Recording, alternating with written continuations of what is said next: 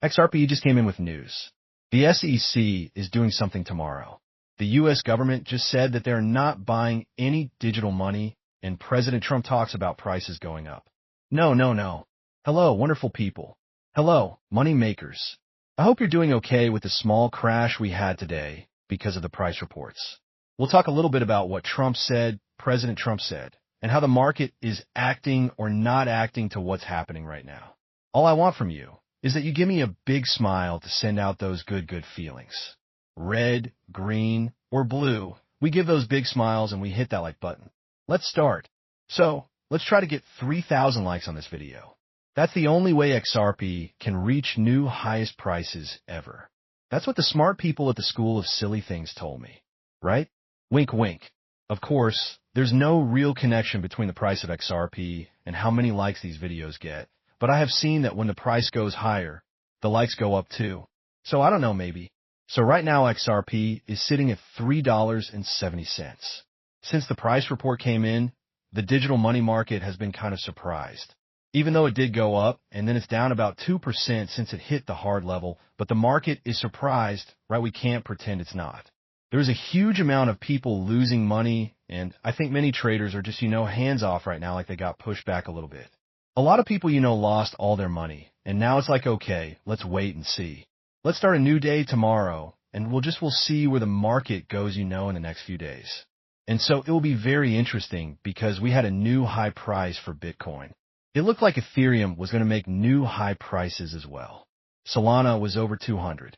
Cardano was over $1. So a lot of these big moments have been pushed down. And we'll see what happens with the digital money fear. Does it come up?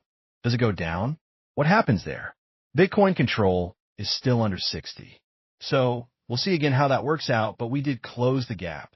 So that's the good news. And we'll see what happens tomorrow. Nothing, too big coming. Wait, that's next week. Tomorrow we have U.S. store sales and import price list. Nothing that is, too earth-shaking, but PPI usually isn't something that shakes the market. But today, because it was so bad, right, it was so different from the real numbers that the market sold everything. But you have President Trump saying that there's almost no prices going up at all, and the price increases are down to a perfect number. Rate cuts are coming with PPI price increases at its highest level since March of 2022. This has never happened before. Of course, CPI price increases are back to about 3%, and PPI price increases are at their hottest since March 2022. Now, this can create a quote-unquote perfect storm where if they do start making borrowing money cheaper, right, and money becomes easier to get, then you have this kind of weird situation where now there's money. So, if money is cheaper, people will borrow money. Some will use it to invest, some will use it to buy stuff, because that's just how it is. So, people borrow money to buy stuff sometimes. And then, right, if people have cheap money, they buy stuff, and then the makers and the final, buyers, their spending goes up, right? And so, because the makers say, hey, if people have money and they're, keep buying at these higher prices, why should I lower my product prices? There's a lot of things that work together to make the PPI, because someone that's making a product, they have costs. If oil's high and moving stuff is expensive, and if the workers cost a low. T of money if the materials themselves cost a lot of money. So then the price goes up, but also if you're selling something for $100 and people are still buying it for $100, why should you lower the price, right? Usually if it's selling, you're not going to lower the price. Actually, usually you raise the price. Usually what happens is prices go up, like you'll say, oh, well, oil prices went up. Well, we're bringing up the price, right? But then the price usually stays at that level. You don't see many price drops. You see that, like in food and stuff like that, where they suddenly raise the price on, I don't know, the cottage cheese, right, by 50 cents, right? Most likely, even if the reason why they raise the cottage cheese by 50 cents, even if that reason goes away, the company is still going to keep it the price because they see, oh, wait a second, we're selling basically the same amount at higher money coming in. Why will we lower the price right now? So it's a tricky situation, and that could, make price increases happen or make price increases go up even more. So the Fed is in a weird situation.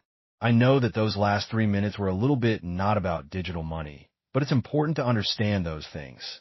And if you think that I'm, You didn't find that interesting. It's okay. I kind of went on a little bit of a long talk there, but that's part of the AVI experience. So if you enjoyed the long talk and you aren't signed up to the channel yet, now's the time to do it.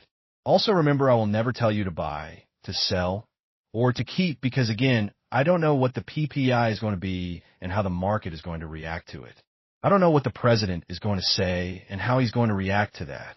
Just for an example, today we learned that Warren Buffett has been buying up United Health, and suddenly it jumped 10%. Did somebody know? I don't know. Also, I saw that something pre-Sid. And Trump said something that they're going to be meeting with Intel, and I saw someone bought call options just before the announcement came out. Do they know something?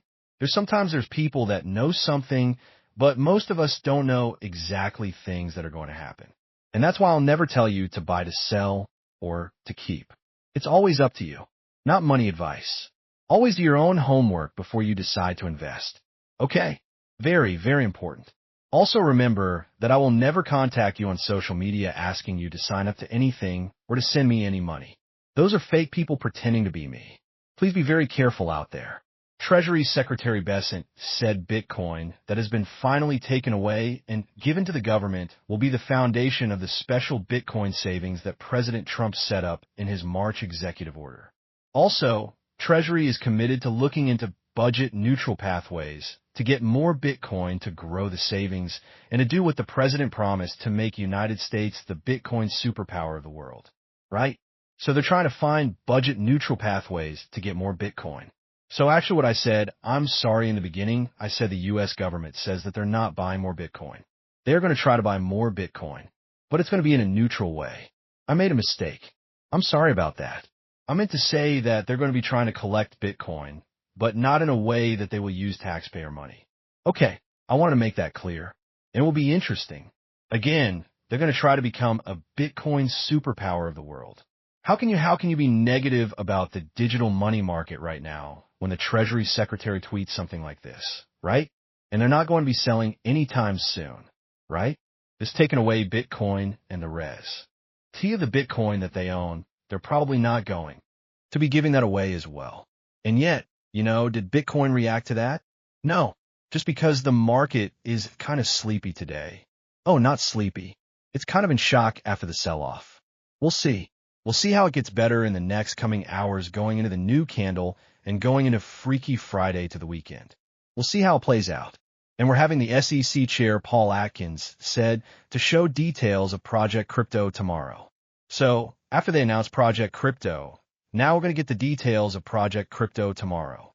So very big day. We'll see if the announcement will be good or bad for the market. Again, these are things that we need to think about, and we'll see how it plays out. Don't forget to smash the like button. Check out the link's description down below. Thank you for watching. I hope to see you next time, and like I always say, let's make a lot of money.